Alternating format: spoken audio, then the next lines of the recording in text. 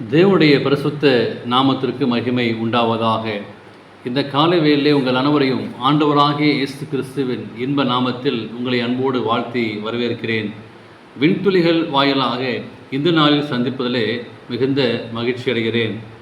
மல்கியா 4ஆம் அதிகாரம் 2ஆம் வாக்கியம் சொல்கிறது, என் நாமத்திற்கு பயந்திருக்கிற உங்கள் மேல் நீதியின் சூரியன் உதிக்கும் என்று சொல்லி இங்கே வாசிக்கிறோம்.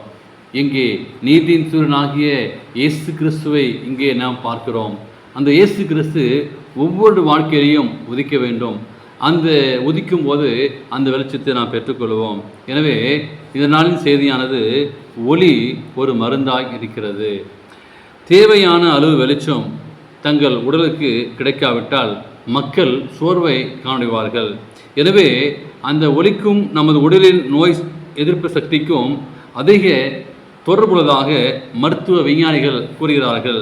எனவே வடக்கே வாழ்கின்ற மக்களை குறித்து நாம் வாசிக்கும் போது மிகவும் அவர்கள் சோன்றாக காணப்படுகிறார்கள். ஏனென்று பார்க்கும்போது அவர்கள் குளிர்காலத்தில் சூரியன் தொடுவானத்திற்கு மேலாக உதிப்பதில்லை. எனவே அவர்களுக்கு போதிய வெளிச்சம் கிடைப்பதில்லை. அதனால் சோர்வாக காணப்படுகிறார்கள். இவ்வாறாக மக்கள் சோர்வாக காணப்படும் போது நிகழ்ச்சியை அதை நான் பார்க்கும்போது அதை அரைக்காய்ச்சல் என்கிறார்கள். ஏனென்றால் மக்கள் தங்கள் அறையிலே காணப்படுகிறார்கள். சில மனிதர்கள் உடல்நிலையை குறித்து வெளிச்சத்துடன் ஒத்துப்போவதில்லாமல் இருக்கிறது.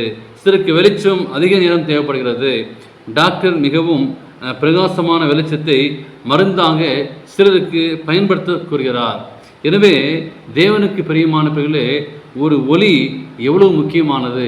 அந்த ஒளி ஒவ்வொரு மனிதனுடைய வாழ்க்கையிலையும் எவ்வளவு ஒரு பெரிய மாற்றத்தை கொண்டு வரும் என்று பார்க்கும்போது மூளையில் உள்ள செல்களுக்கு ஒளி அதிகம் பயன்பெறுகிறது என்று சொல்லி விஞ்ஞானி கண்டறிந்துள்ளார். நம் உடலுக்குள்ளே சிறிய கடிகாரம் போன்று ஒன்று மூளையின் அடிபாகத்தில் நாளமில்லா சுரபியில் பொருத்த போட்டு உள்ளது. அப்படி அடிபாகத்தில் காணப்படும் நாளமில்லா சுரபியும் இறைகின்ற நரம்பு வழியே தான் வெளியே வெளிச்சம் அல்லது இருள் என்பதை அந்த நபருக்கு அறிவிக்கிறது. நம் உடலே காணப்படுகின்ற ஹைப்போதமஸ் என்றும் நாளமில்லா சுரபிதான் நம் உடலை கட்டுப்படுத்துகிறது. எனவே முக்கிய பகுதியாக காணப்படுகிறது.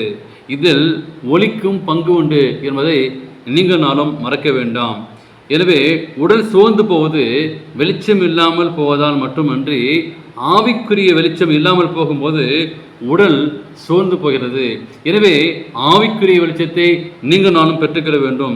இப்பொழுது அறிந்திருக்கிறோம், எப்பொழுதெல்லாம் நாம் சோர்ந்து போகிறோமோ அப்பொழுதெல்லாம் நமது ஆண்டவரை நம் உடலின் ஆவிக்குரிய கட்டுப்பாட்டுக்குள் பகுதியாக அழைத்து செல்ல வேண்டும்.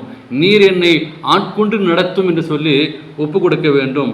உலகில உயிர்களை காப்பாதற்கும் தேவசாயியில் படைக்கப்பட்ட இந்த மனுகுலத்தை உயிர்ப்பதற்கும் சூரியனை தந்த ஒரு தேவன் நிற்கவில்லை.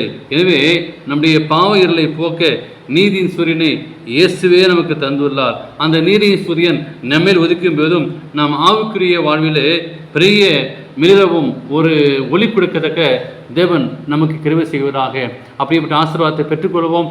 தேவன் தாமே உங்களை பலப்படுத்தி உங்களை ஆசீர்வதிப்பதாக. ஆமேன்.